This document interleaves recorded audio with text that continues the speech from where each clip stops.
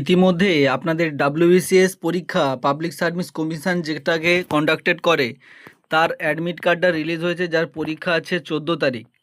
তো সেটা কিভাবে ডাউনলোড করবে তোমাদের অ্যাডমিট কার্ড, সেটার জন্য তোমাদেরকে প্রথমে তোমাদের ঠিক এই যে অপশানটা দেখতে পাচ্ছ, download admit card for written, যে এই যে অপশানটা দেখতে পাচ্ছ এখানে তোমাদেরকে ক্লিক করতে হবে।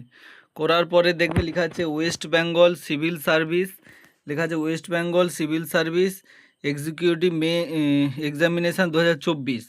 এইটা দেখে এখানে যে ক্লিক হেয়ার বলে অপশানটা আছে, এই ক্লিক হেয়ারে তোমরা ক্লিক করে দেবে। ক্লিক হেয়ারে ক্লিক করার পরে দেখো লেখা আছে ক্যান্ডিডেটের দ্য ফার্স্ট নেম অফ ক্যান্ডিডেটের ফার্স্ট নেম তোমাদেরকে ওখানে দিয়ে দিতে হবে, প্রথম নাম ক্যান্ডিডেটের এই জায়গাটাতে লিখে দিতে হবে। তারপরে এনরোলমেন্ট যে নম্বর তোমাদের কাছে আছে সেই এনরোলমেন্ট নম্বরটা তোমরা ফর্ম ফিল আপের সময় তোমাদের কাছে সবার কাছে ছিল, সেটা তোমাদেরকে দেখে দেখে বসিয়ে দিতে হবে।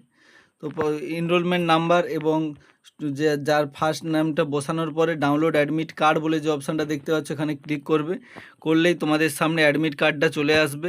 সেখান থেকে তোমাদের যে এক্সামিনেশানের সেন্টারটা কোথায় দিয়েছে সেটা ঠিক এই যে ভেন্যু অফ এক্সামিনেশান সেন্টার বলে ঠিক এই জায়গাটা লক্ষ্য করবে, এখানেই তোমাদের এক্সামিনেশানের সেন্টারটা দিয়েছে। এর পরবর্তীতে তোমরা এটাকে কি করতে পারবে, সরাসরি প্রিন্ট আউট করে নিতে পারবে। উপরে এই প্রিন্ট অপশানটাতে ক্লিক করে প্রিন্ট আউট করে বা সেভ করে নিতে পারবে এখান থেকে। এভাবেই তোমরা তোমাদের অ্যাডমিট কার্ডটা খুব অনায়াসে ডাউনলোড করে নিতে পারবে।